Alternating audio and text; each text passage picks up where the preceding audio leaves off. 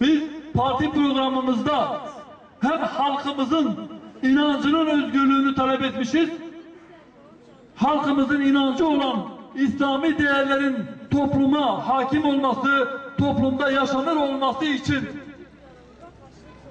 mücadele vermişiz, veriyoruz. Hem de halkımızın kimliği olan, farklı etnik kimliklere sahip olan halkımızın Kırmanç, Zaza ayrımı yapmadan, Kürt, Türk ayrımı yapmadan, Arap, Laz, Çerkez ayrımı yapmadan bir arada kardeşçe yaşayabileceği projeler üretmişiz. Ve bunu savunuyoruz. Ve bugün ayrımcılığın bitmesi için, dışlanmışlığın bitmesi için, yıllarca uygulanan inkar ve asimilasyonun bitmesi için Euzubillahimineşşeytanirracim. Bismillahirrahmanirrahim. Elhamdülillahi Rabbil alemin. Esselatu vesselamu ala Resulina Muhammedin ve ala alihi ve sahbihi ecmain. Muhterem büyüklerim, sevgili kardeş ve bacılarım, hepiniz hoş geldiniz, sefalar getirdiniz, şeref verdiniz. Bugün burada Ergani ilçemizde Hür Dava Partimiz, yani Hüdapar'ımızın ilçe binasının açılışını gerçekleştirmek üzere toplandık. Bizleri bu mübarek iş için bir araya getiren Yüce Allah'a hamdü senalar olsun.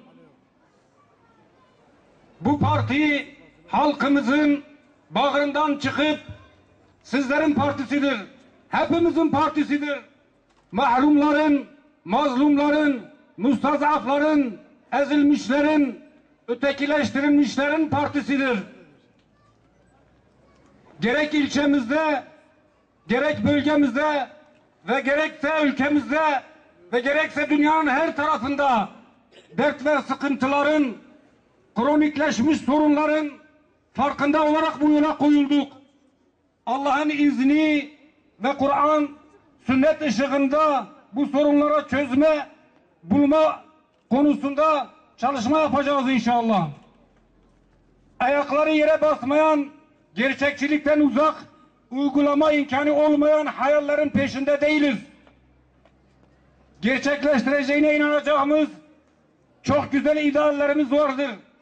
Parti programımızı okuyanlar, parti programımızdan haberdar olanlar bunu açıkça göreceklerdir. Referansımız İslam'dır. Davamız hürriyettir, adalettir, hakkaniyettir, zulmün sona ermesidir. Huzur ve barıştır, insanlarımızın kaynaşması ve kardeşliktir. Bu ilkelerimizi benimseyen, huzur ve barış için kalbi sevinç ile dolan herkesi Hüdapar'a, yani Hür Dava Partisi'ne davet ediyoruz. Allah yar ve yardımcımız olsun.